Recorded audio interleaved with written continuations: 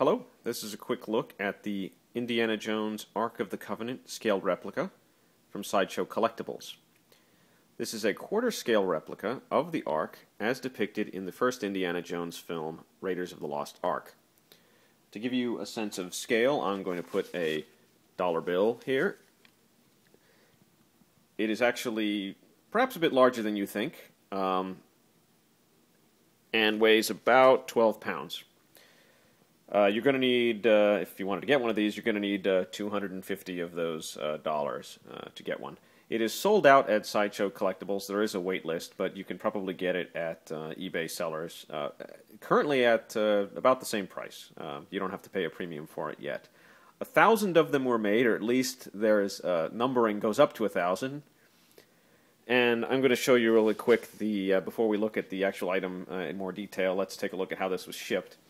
It came in a plain cardboard box like this, except that it actually says what it is inside, so if you're getting this as a gift, please be aware of that. Inside that cardboard box is this box, which has the official Indiana Jones logo. This is all fully licensed, with some information on the back about the backstory.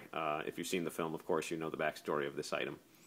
It's packed fairly well in that box with styrofoam. I won't go into that. Just know that it is packed fairly well, and it shouldn't be damaged upon shipping.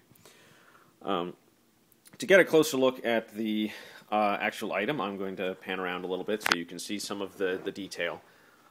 This is, I believe, made of polystone, and it has a gold-colored paint on it.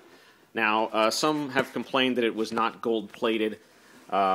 I think this is okay. It would have been nicer if it were actually gold-plated, like the Fertility Idol replica that they had also sold. But this is not too bad. I think the price would have gone up, and you may have been more likely to have blemishes if it had been actually gold-plated. So, I think this is a reasonable compromise. One thing worth pointing out about the rods that you see holding it, this rod here, each of the rods is actually permanently attached. This does not rotate, this does not remove. And for shipping purposes, the ends of the rods actually come off. So you'll see a metal pin here where the rod is, where you just slide the rod in. And you can actually pick it up with the rods, although I would pick it up toward the inside. It would be nice if the rods could be removed. Let's say you don't like the way it looks with the rods, but that's the way it is, so I don't see a way to remove them. The Ark actually does open up. Nothing bad happens when you open it, so let me do that real quick.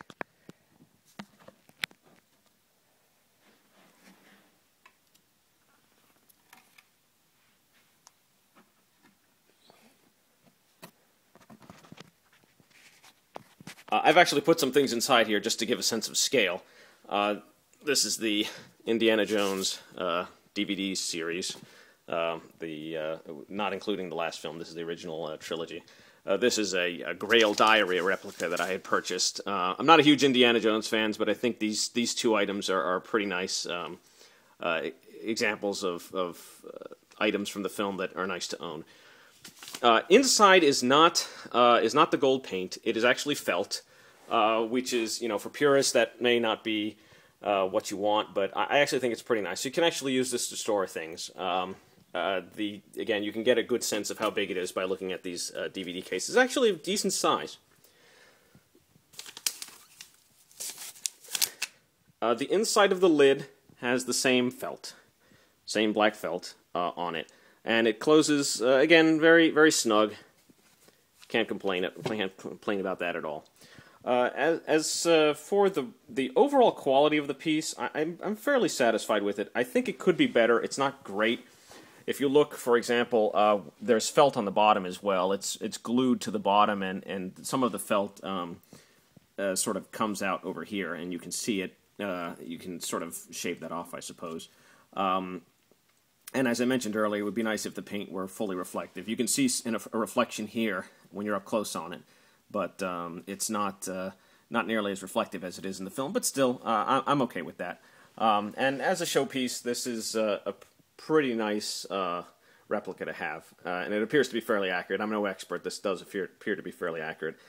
Sideshow Collectibles also sells what they call premium format figures at this scale, quarter scale figures, not action figures that you pose, but figures that you can just display. They're quite expensive, but would go nicely with this piece.